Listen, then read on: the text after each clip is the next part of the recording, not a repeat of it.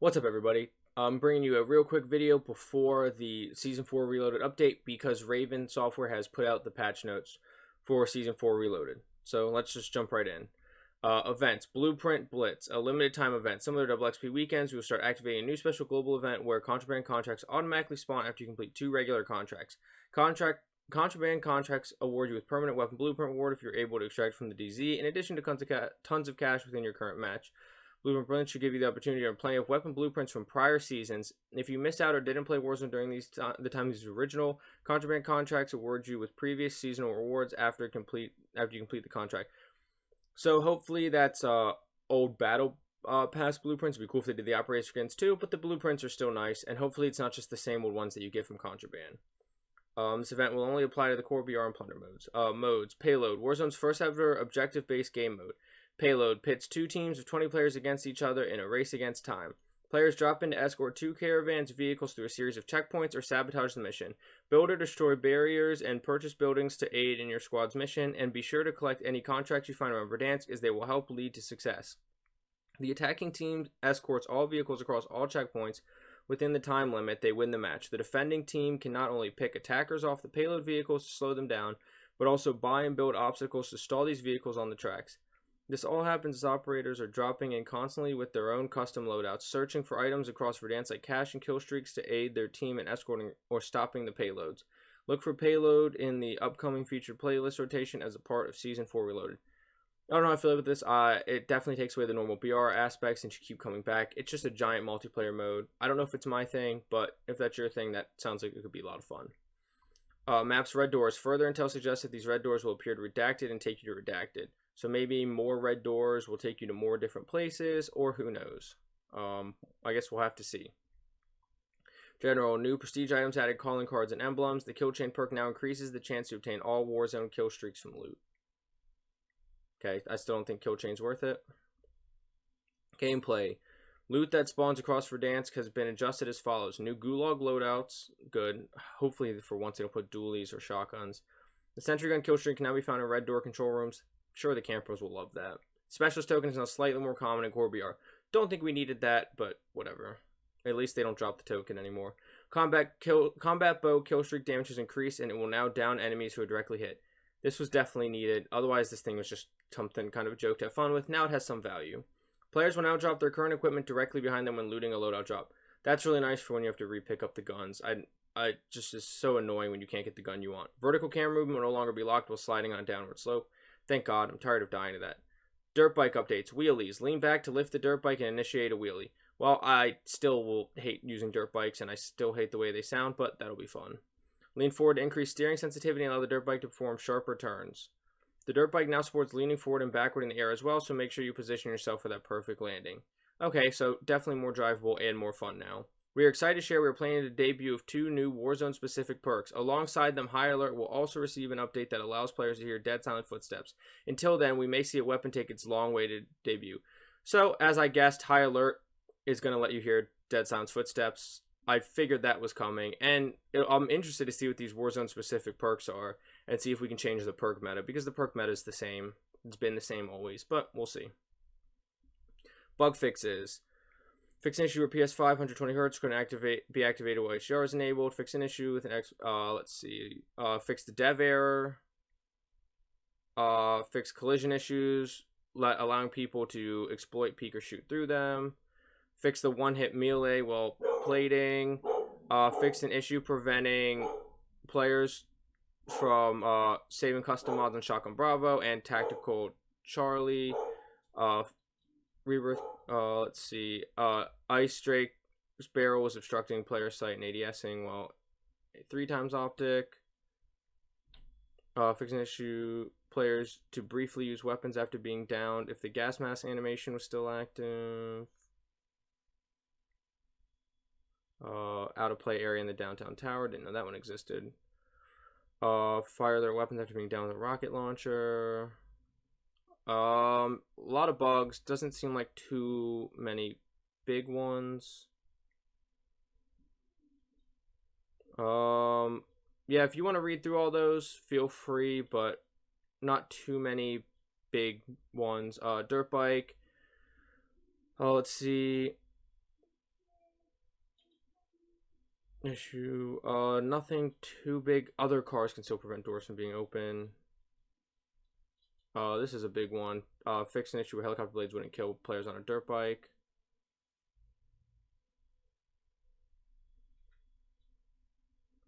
And then doesn't look like too many other ones. New social menu tabs, recent squad, and recent lobby. That'll be nice for finding people that you just played with, or report instances of cheating with toxicity.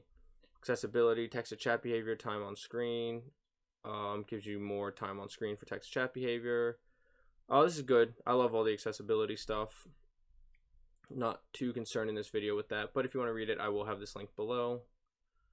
Weapons, getting the new OTS-9 submachine gun when the update goes up, and we're getting the new mace. And then they said the following changes are our first major step towards increasing the average time to kill within Warzone. It is important to note that these weapon adjustments were not made in a vacuum. When evaluating an individual change, some may seem quite drastic, but they were made holistically and in a way that support a lockstep increase in average GTK across multiple weapon categories. Torso multipliers were considerable focus of these changes, and how often they would act as flat damage increases give how many consistently the location would hit. With reductions of these multipliers, replacing a bigger emphasis on precision, a move which we feel is ultimately healthy for the game. Statistically, there will always be a best weapon. That is the nature of a competitive game. Players will seek out and employ any advantage they can, regardless of how minuscule it may be. We will take great care to ensure the best weapon never overstays its welcome and has effectiveness that scales with skills of the handler. Conversely, they are also a great deal for players who prefer a myriad of options to choose from. Our goal is to provide exactly that. We will continue to compress outliers, both over and underperforming, till each weapon is viable at the very least. We do not want players to feel they are a distinct advantage for not conforming to the generally accepted best weapon. We will closely be monitoring weapon performance to ensure the game is in a healthy state following the biggest balance update in the history of Warzone. Oh, looks like they unfortunately nerfed the Cold War AK-47, which I loved. The Modern Warfare AK-47, not a big deal. They nerfed my beloved C-58, but increased its maximum damage range by 8%, which is good, and the recoil is increased. We'll see if it makes a difference. It didn't really make a difference this time. They balanced out the AMAX by increasing the headshot multiplier by a little bit and decreasing the torso multiplier. Still be viable. Assault Rifle Bravo. Now I had to go through and look all these up because they use a lot of the Bravo Charlie Alpha names. Assault Rifle Bravo is the FAL. So they nerfed the headshot. Ooh, they nerfed the headshot damage a lot and the upper torso damage for the FAL. Farah buff, damage range decrease, recoil increase. We'll see if that recoil increase matters. Decreased the headshot multiplier, the minimum damage, and the minimum damage, and the maximum damage range on the FFAR. Not sure why they buffed and why they nerfed the FFAR and then increased the neck multiplier. Interesting. Then Assault Rifle Golf. That is the SCAR. It was upper torso multiplier decreased from 1.2 to 1.1. Still going to be a very good gun. The Grau was buffed a little bit. It's still going to be super slow to kill.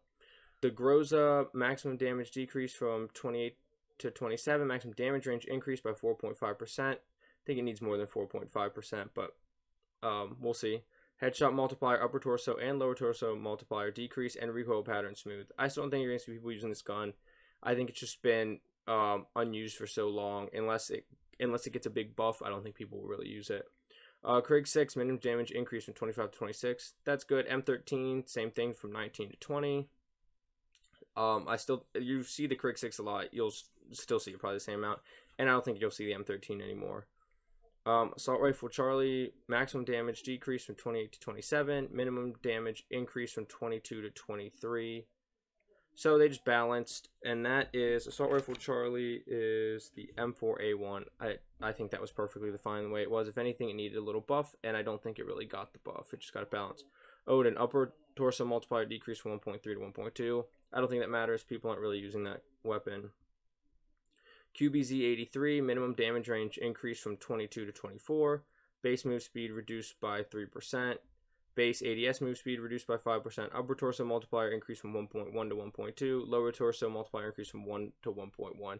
I still don't think the QBZ is going to be very good. It has one of the slowest time to kills of all ARs, but maybe it'll be worth trying out as like a sniper support or something. Ram 7, maximum damage decrease from 28 to 26. It is one of the fastest time to kills, and it's a gun I want to get back to. We'll see after this nerf now, but still, I have other weapons I prefer, I'm sure. even the XM4, which I see is getting nerfed. The damage is decreased, the ADS speed decreased, and the recoil increased, but I'd still probably prefer that, the Farah, the C58, and the Stoner over the Ram. And then light machine guns, the M60, gun no one's going to use, damage increase from 36 to 37, and headshot multiplier increase from 1.5 to 1.6. Still don't think people are going to use it. MG34, maximum damage and minimum damage decreased. Headshot multiplier decreased. Upper torso multiplier decreased. People don't really use it because the reload's so slow, and I don't think that's going to change. MG82, ADS speed decreased slightly. No one's using that anyways after the recoil change. Light machine gun alpha for Modern Warfare is the PKM. Maximum damage increased. Maximum damage range decreased. Upper torso multiplier decreased from 1.1 to 1. So it seems like they're just trying to balance it. I thought it was perfectly balanced the way it was. Kills fast, easy to handle, but it has all the LMG downsides like reload speed, movement speed. And you don't see the PKM that much. You see it a little less than the Stoner, and you don't see the Stoner very much. SA87, upper torso multiplier decrease. Don't think they needed to touch that gun. And then light machine gun alpha for Black Ops Cold War is the Stoner, which they decreased the maximum damage from 34 to 33, and the upper torso multiplier decreased from 1.1 to 1. I'm sure that gun will still shred. I'm sure that's not a huge nerf. And then sniper rifles, Swiss K31, ADS animation updated. I know it bothered a lot of people. It doesn't really bother me. And now shares a base reticle with the ZRG 20mm. The reticle is what really bothered me. I love the ZRG's reticle, and I'm super glad the Swiss is getting it. Submachine guns, AK-74U, Black Ops Cold War, maximum damage decreased, minimum damage increased, headshot multiplier decreased, upper torso multiplier increased, and bullet velocity increased by 5%. It's still a slow gun. It's viable, but it's not great, and I don't think that'll change. Submachine gun alpha is the Modern Warfare AUG. Minimum damage increased and headshot multiplier decreased. The biggest problem is the ADS. It's just a slow gun, especially because you got to put a big drum drum mag on it. It's just not a good gun. The Bullfrog, maximum damage decreased, headshot multiplier decreased. Left arm, right upper arm, left upper leg, right upper leg multiplier all increased. That's good. It's just another balance. The Bullfrog's still going to be very good. This headshot multiplier decrease is kind of big, but headshots are hard to hit, so most people are hitting torso anyways. KSP, headshot multiplier decrease from 1.62 to 1.57. This needs a torso buff. The time to kill is just so slow when you're only hitting chest shots. LC10, maximum and minimum damage decreased. Headshot multiplier decreased from 1.62 to 1.55. That's kind of big.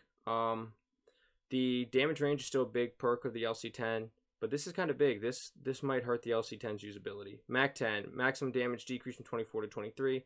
Minimum damage decreased from 2019. So not a huge nerf, but I don't think the MAC-10 needed nerfing. The fast fire rate and the ammo capacity are kind of its weakness.